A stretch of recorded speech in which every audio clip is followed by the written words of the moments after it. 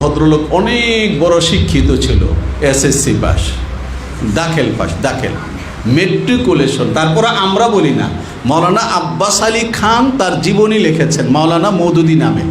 এই মগবাজারে তাদের যে কেন্দ্র, সেখান থেকে এটা বিক্রি করা হয়, প্রচার করা হয়। সেখানে বলা আছে এই কথা, একটা লোক দাখিল পাস হইয়া তারপর তিনি এই ১৫০০ বছরের সংরক্ষিত ইসলামের ব্যাখ্যা বিশ্লেষণ ফু দিয়ে উড়িয়ে দিচ্ছে। আর তার ভক্তরা খুব শিক্ষিত মানুষ, তারা হজরতকে মাথায় নিয়ে ঘুরে। বুঝো, পীর সাহেব যদি দাখিল পাস হয়, তার অনুসারীরা কি পাস?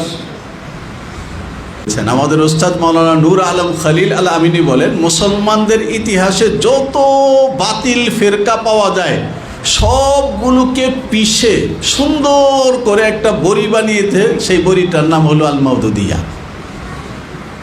সব কিছু একসঙ্গে একেবারে এমনভাবে পেশানো যে একটাকে আরেকটা থেকে আলাদা করা যায় না। একেবারে আম্বিয়ায়ে কেরামকে পর্যন্ত ছাড়েন নাই। আম্বিয়ায়ে কেরামকে তিনি মাসুম মানেন নাই। তো শিয়ারা হলো তাদের ইমামদেরকে পর্যন্ত মাসুম মানে না। এটা যেমন গুমরাহি, আবার আম্বিয়ায়ে কেরামকে মাসুম না মানা এটা কি আরেকটা গুমরাহি। এটাকে মৌলানা মওদুদী সাহেব, যে সাহাবায়ে কেরাম রাদিয়াল্লাহু তাআলা আনহুম আজমাইনকে আল্লাহ জাল্লা জালালুহু ঈমানের আইডল বানিয়েছেন। ওয়াইদা কিলা লাহুম আমিনু কামা আমানান নাস ওয়ালাউ আন্নাহুম আমানু বিমিসলি মা আমানতুম বিহি। উনি নিজে এক পরিভাষা প্রসব করেছেন, মেয়ারে হক। এই মেয়ারে হক কথা কোরআন হাদিসের কোনো জায়গায় নাই। এটা তুমি কোত্থেকে আনলা? কোরআন বলেছে সাহাবায়ে কেরাম হলো ঈমানের মানদণ্ড, ঈমানের মাপকাঠি। তোমার ঈমান যদি কোনো সাহাবীর ঈমানের মতো হয় তাহলে ফাকাদ ইহতাদা, তুমি হেদায়েত ইয়াফতা। আর তোমার ঈমান যদি কোনো না কোনো সাহাবীর সঙ্গে না মিলে তাহলে তোমার ঈমান আউট। কোরআন বলেছে এটা। মৌলানা মওদুদী সাহেব সাহাবায়ে কেরাম রাদিয়াল্লাহু তাআলা আনহুমকে একেবারে ধরে ধরে হামলা করেছেন। তার এই এক সমস্যা। শুরুতে একটা কথা বলেছি, যে সমস্ত ইসলামের মৌলিক বিষয় অকাট্য দলিল দ্বারা প্রমাণিত, ওটা সরাসরি অস্বীকার করলে যেমন ঈমান থাকে না, যে ব্যাখ্যা উম্মতের মধ্যে একেবারে শুরুকাল থেকে এ পর্যন্ত মুতাওয়াতিরভাবে সংরক্ষিত, কেউ যদি ওই ব্যাখ্যাকে অস্বীকার করে তারও ঈমান থাকে না। উদাহরণ কি দিয়েছিলাম? যেমন ইলাহ, মাবুদ, আল্লাহ না। এখন কেউ যদি বলে যে এর মেস্তাক আমি, তাহলে সে মুসলমান না। কেউ যদি বলে এর মেস্তাক আমি না, হযরত আলী, তাইলেও সে মুসলমান না। কেউ যদি বলে যে না, লা ইলাহা ইল্লাল্লাহ বলতে আলীও না, আমিও না, মুহাম্মদ সাল্লাল্লাহু আলাইহি ওয়াসাল্লাম, তাইলেও কি হবে না? মৌলানা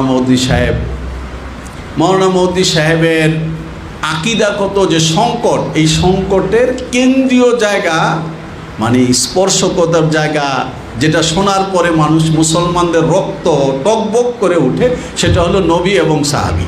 কিন্তু তার হামলার গোড়ার জায়গা এটা না, তার হামলার গোড়ার জায়গা হলো কোরআনে কারীম। এবং মৌলানা মওদুদী সাহেবের গুমরাহির কেন্দ্রীয় কিতাব হলো কোরআনে কারীম কি 4 বুনিয়াদি ইস্তেলাহে।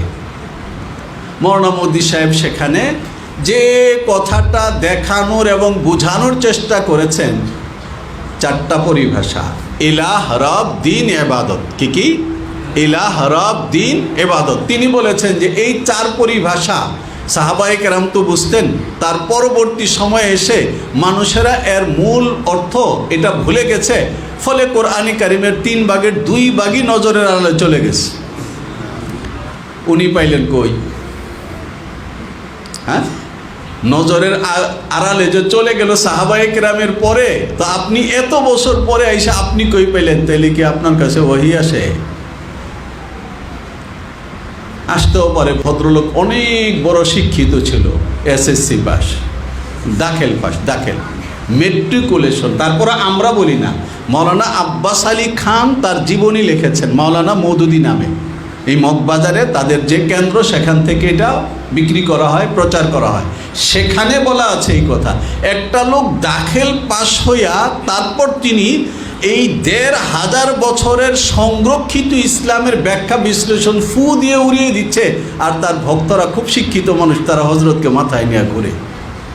বুঝো, পীর সাহেব যদি দাখিল পাস হয়, তার অনুসারীরা কি পাস?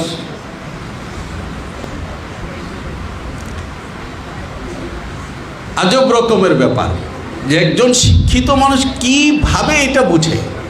তার এই 4টা জায়গার মধ্যে সে যে হামলা করেছে, এটা হলো সবচেয়ে ভয়ানক হামলা। সে বলেছে দিন, দিন অর্থ আমরা যে বুঝি দিন, এই দিন দিন না, আরও দিন আছে না?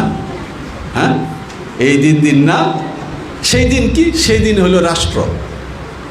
দিন মানে কি? হ্যাঁ, আকিমুদ্দিন মানে কি? রাষ্ট্র কায়েম করো।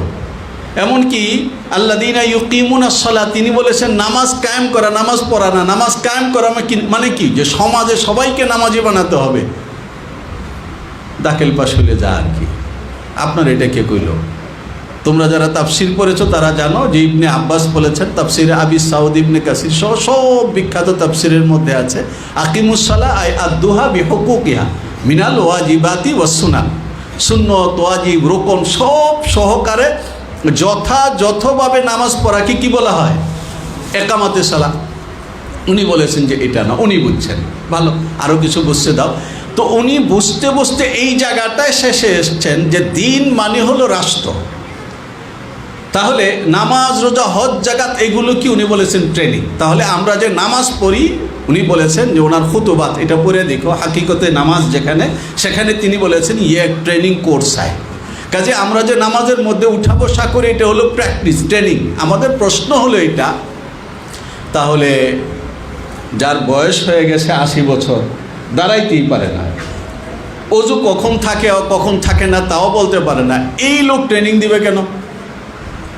তাহলে বুড়া মানুষ নামাজ পড়ার দরকার আছে? হ্যাঁ, মহিলারা যুদ্ধে যাবে, তাহলে তারা কেন নামাজ পড়বে? হুজুর শেষ করে দিচ্ছে, বুঝে আসছে? হ্যাঁ, 30 না। সুতরাং এই যে উনি ট্রেনিং বলতেছেন, এটা বুঝে না। মুহাম্মাদুর রাসূলুল্লাহ সাল্লাল্লাহু আলাইহি ওয়াসাল্লাম সাহাবায়ে কেরামকে জিহাদের ময়দানে কাতারবদ্ধ করে দাঁড় করিয়ে তারপর তিনি নামাজে দাঁড়িয়ে গেছেন। তাহলে নিজের বাহিনীকে যুদ্ধের ময়দানে দাঁড় করিয়ে সিপাহ সালার যিনি প্রধান সেনাপতি, উনি গিয়া ট্রেনিং করতেছেন নাকি? পাগলের মাথা খারাপ হলে যা হয়। তিনি বলতেছেন দিন মানে হলো স্টেট। রাসূলুল্লাহ সাল্লাল্লাহু আলাইহি ওয়াসাল্লাম, তোমরা ওই যে বিখ্যাত হাদিসে জিবরাইল যেটা বলা হয় না, সেটা। তারপর রাসূলুল্লাহ সাল্লাল্লাহু আলাইহি ওয়াসাল্লাম পরিষ্কার বলেছেন, মান রাদিয়া বিল্লাহি রাব্বান ওয়া বিল ইসলামি দীনান ওয়া বি মুহাম্মাদিন সাল্লাল্লাহু আলাইহি ওয়াসাল্লাম নাবিয়্যা ওয়াজাবাত লাহুল জান্নাহ। যেখানে ইসলামকে দিন বলা হচ্ছে, আর ইসলামের বুনিয়াদ বলা হচ্ছে বুনিয়াল ইসলামু আলা খামসিন। কোনো জায়গার মধ্যেই তো রাষ্ট্র ব্যবস্থা বোঝা যাচ্ছে না, বুঝে নাই কেউ।